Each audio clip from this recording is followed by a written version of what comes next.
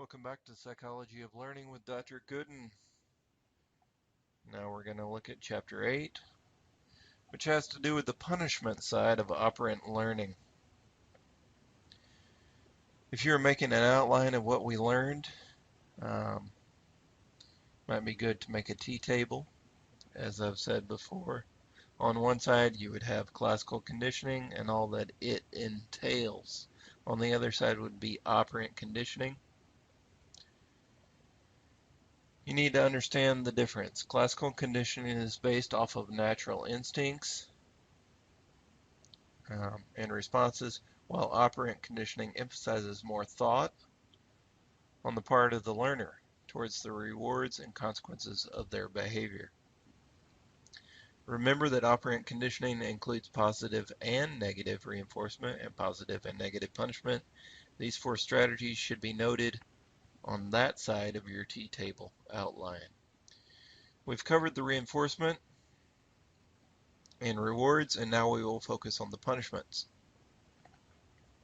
Now, of course, punishments sound bad, and they can be, but that is based more on our connotation of the word punishment.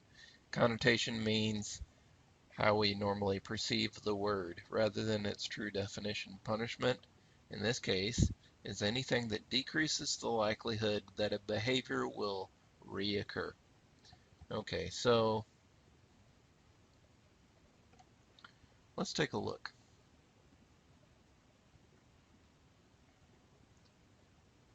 Here's a chart that may help you in developing your own.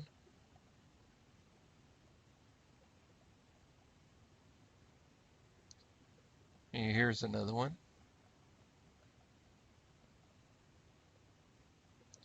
So,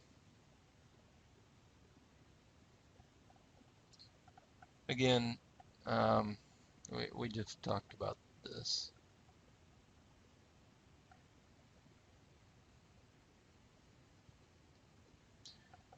I'll go into it once more. Reinforcements increase the likelihood that a behavior will occur again. Punishments decrease that likelihood. A punishment means a decrease in the strength of behavior due to its consequences. In positive punishment, the consequence of the behavior is the appearance of or an increase in the intensity of a stimulus.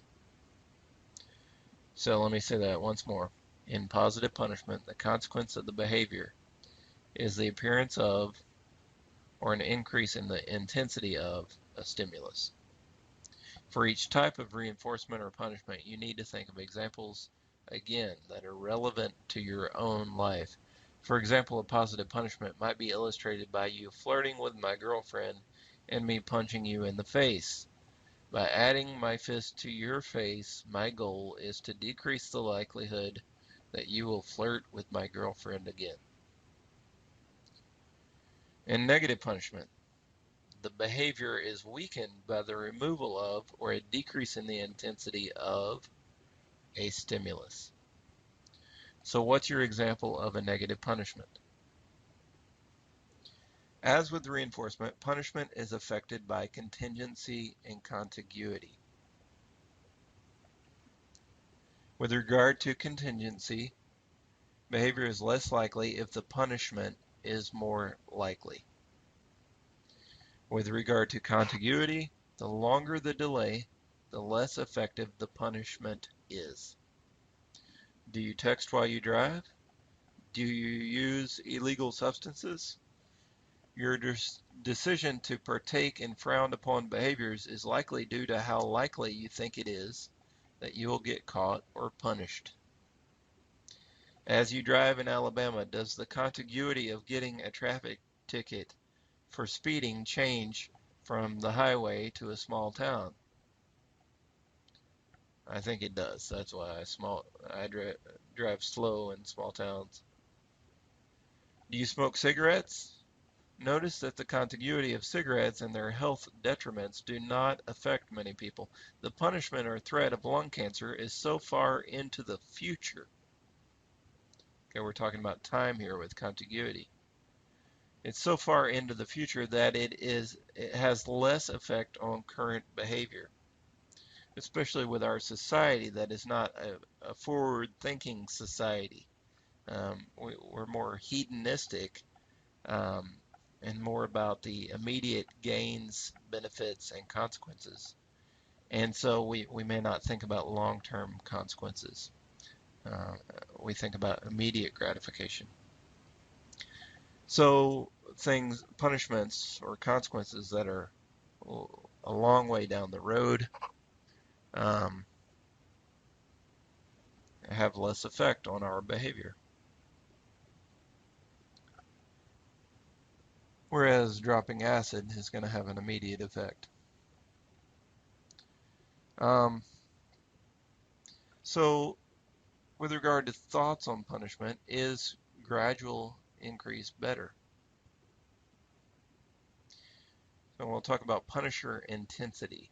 The stronger the punishment, the more likely the behavior is to cease or decrease. In using punishment, it is sometimes common to start with a strong aversive punishment, while other times involve it is best to begin with a small aversive stimulus and increase its intensity until an effective level is found. Some researchers believe that the gradual increase results in a need for a greater ultimate punishment level than if an intense punishment was used from the beginning. However, it may not always be clear from the beginning what level of punishment will be sufficient.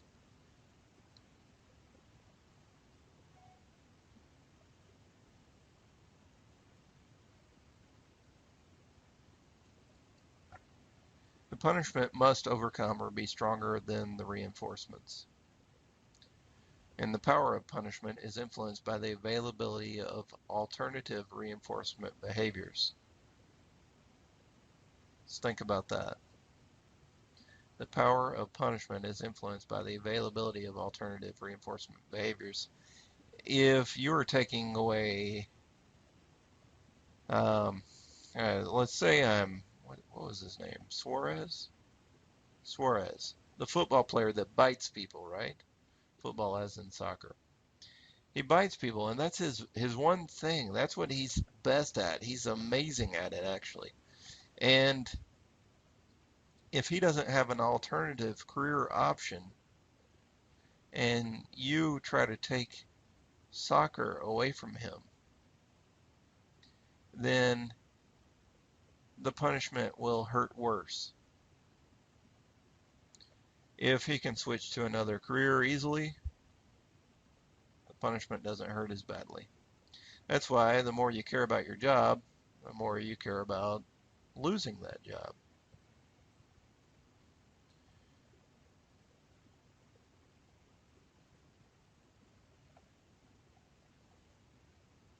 When punishing a behavior, one must also consider why the behavior is occurring.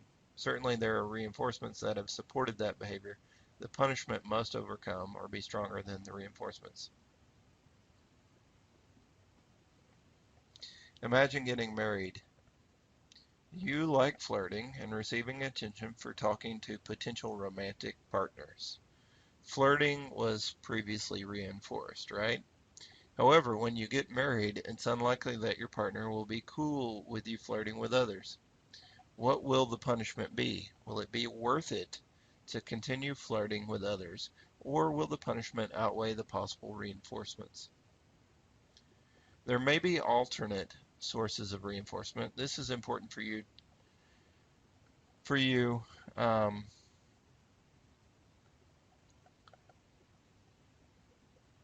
if you wish to extinguish or punish behavior.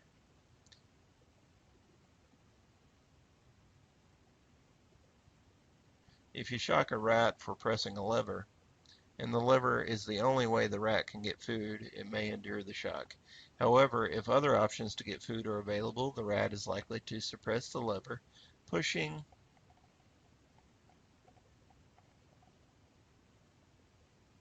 suppress the lever pushing and change to another strategy. Just as with reinforcers, there are motivating operations for punishments as well that affect the value of punishment. In other words, how punishment works. If someone is hungry or in need of something, their behavior is more difficult to purge or punish them if they are less hungry or less in need.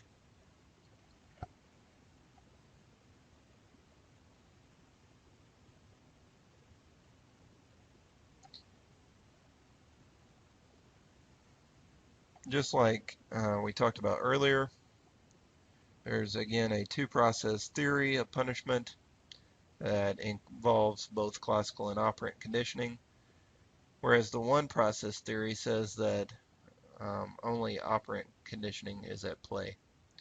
Punishment weakens behavior in the same manner that reinforcement strengthens it. Although punishment is societally frowned upon, it works. It works really fast. Physical forms of positive punishment may be especially problematic. Physical violence is often reproduced by those that have received it, so it's not good for our society. And sometimes there may be emotional damage due to a punishment. Sometimes suppression of the behavior um, can be generalized to suppression of all behavior. The learner may evidence less energy or motivation in a universal way. If you yell at a kid for doing something the wrong way regarding one specific thing, they may not just be demotivated to do that one thing. They may be demotivated to do anything. There are alternatives to punishment. Um, One alternative is to prevent the behavior from occurring by altering the environment in some way. This is called response prevention. Instead of punishing a child for breaking the fine china, place the fine china out of the child's reach.